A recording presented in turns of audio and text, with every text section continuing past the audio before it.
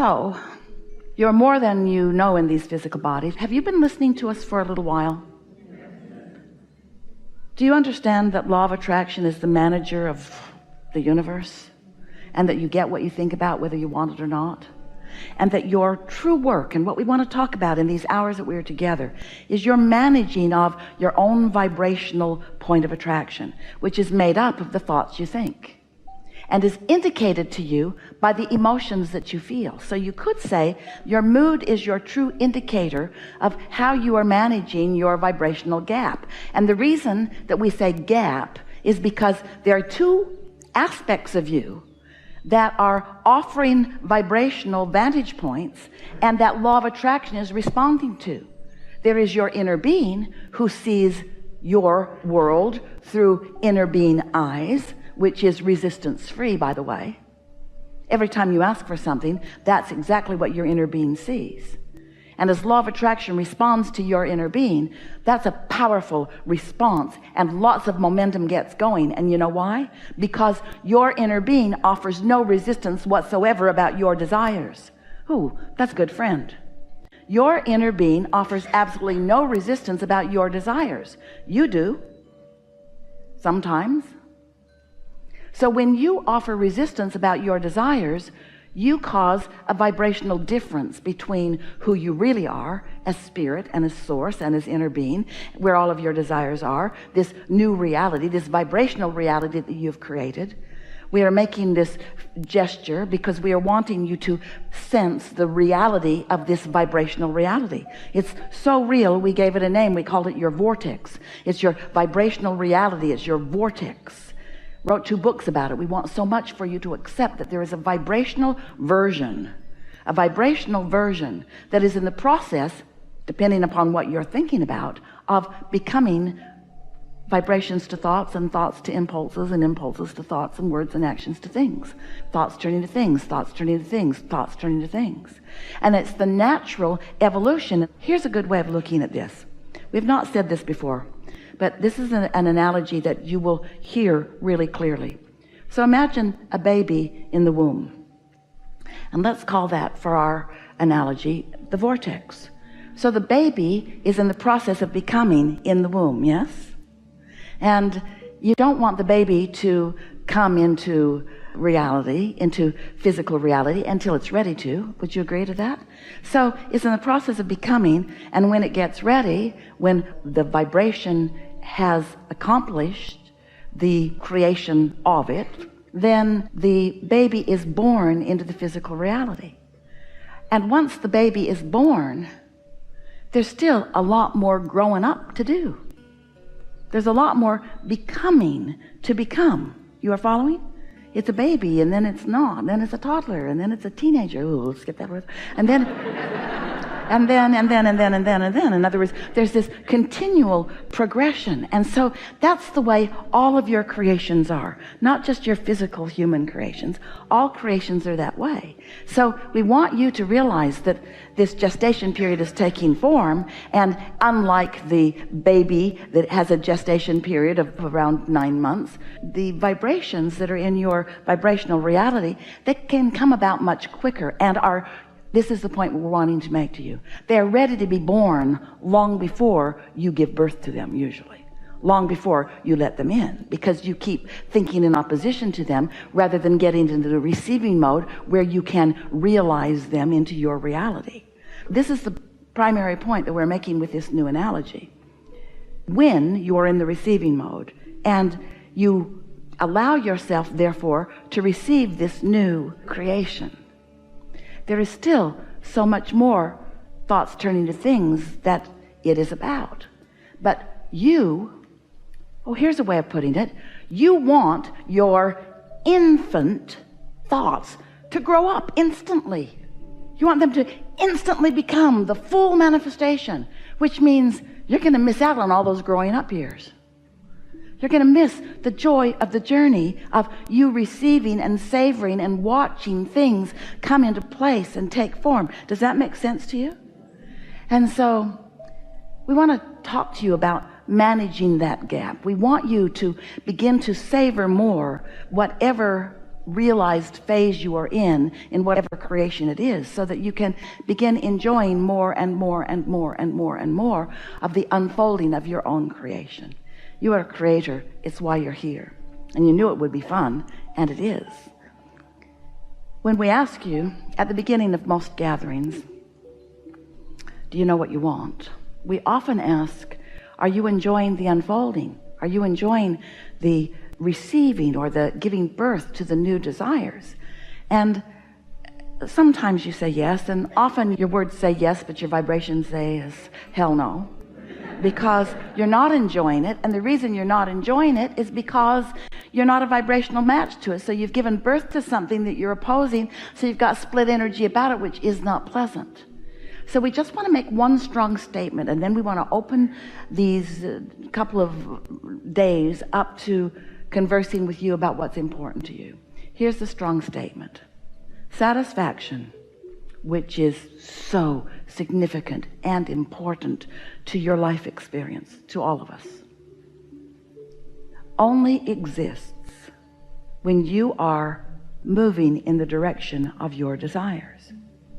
When you move in opposition to your desires with a bogus belief, and we just want to say right out loud here, anything that you're thinking that is in opposition to your desire is bogus, because those beliefs don't matter. They're just thoughts you keep thinking, and you don't do it deliberately. We know you are not deliberately sabotaging yourself. You don't wake up every morning and say, let's see, what new idea can I give birth to that I can work against with my beliefs? How can I torture myself today? Let's see. Life will help me know I want this, but I won't think about that. I'll think about where I am now. In fact, I'll justify where I am just to make myself feel a little better about not really getting what I want. I'll explain that nobody has the money that I want. Hardly anybody has the money, and those that have it got it in bad ways, and I don't want to be bad. In other words, you'll keep talking about the floor and not let yourself have what you really want. And we think once you understand this, Esther has new epiphany about this, because she's been listening to us talking for years and years and years that you get what you think about. But she's on to new creations all the time. There are all kinds of wonderful things happening in her life, just not the floor. And it's usually not a problem because she's usually not there. But when she gets there, it's a problem, because she can't not look at it. Now, we could offer her a lot of really good ideas about how not to look at the floor, or how to make herself feel better about the floor that looks the way that it looks. But why would we ever try to talk Esther out of the improvement that she desires? Do you think that infinite intelligence, teachers that teach deliberate creation, teachers that teach you that you can be or do or have anything that you desire, would ever try to say to you, just suck it up and deal with it? Just live with it like it is? Especially if it's something that you're going to see on a pretty regular basis, like your husband or your wife or your children. You've got to find ways of perceiving them, or whatever it is, in the way that your inner being does. Because here's the thing. You cannot create in anyone else's reality. And while we use the example of the floor, which is Esther's creation, and it is within her wherewithal to make it the way she wants it to be, there are a whole lot of things that are not pleasing in a whole lot of people that you can't change. You can't change. You don't have the right to change, even if they are your kids. You don't have the right to change, because they came to explore and to give birth to their desires and to follow the stream of their own vibrational calling. They didn't come to do what you think that they should do in order to make you feel better. They didn't come as conditional servants so that they could be the perfect whatever you need to look at all times, so that whenever you look at them, you could feel good. And that's the biggest mistake that most humans make about most humans.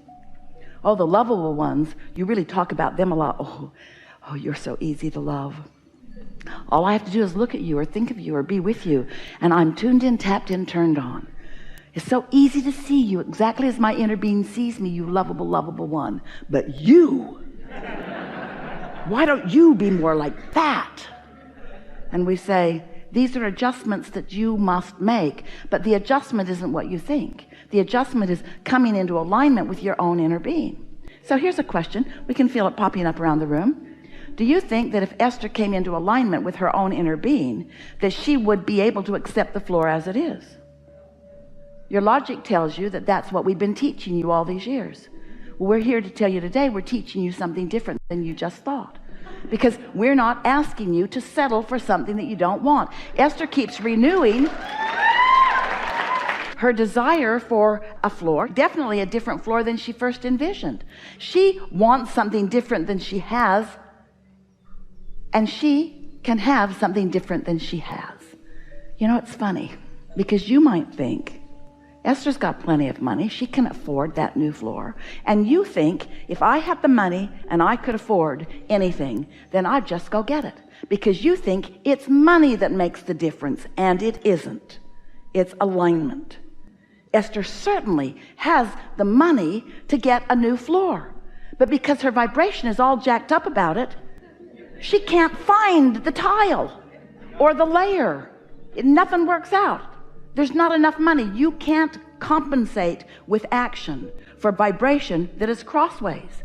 And so it's not about money, it's about vibration. Money follows vibration, and so do other things. But it's possible for you to hold certain things in vibrational discord and just deprive yourself of what you want relative to that, because you have beliefs about it that are preventing you from getting what you want. We've enjoyed this interaction immensely. Have a lovely time in this beautiful environment. So, you have some things you want to talk about? We want to encourage you to relax in the attitude that we're going to get it. We're going to have some leading edge discussions. New questions are even going to evolve as these hours move forward over these 2 days. And we know for sure that you're going to find the soothing of alignment, and that some things that have been in your way, after we've had some full discussions about them, will no longer be in your way. This is an opportunity for you to get into the receiving mode, and as we're together playing, to practice the vibration long enough in these hours to significantly change your point of attraction. So let's just have fun with this. And also, we know for sure that you're going to appreciate some who get into the hot seat that activate conversations that are really meaningful to you. So we thank you for coming, and we're going to thank you in advance for the leading edge conversation that you are about to provide to all that is. All right, so there's a lot of trouble in this room. All right, so now we understand where you're at right now, and it's not going to be just like this very long. So let's let the games begin. Yes? Begin. Yes? Begin.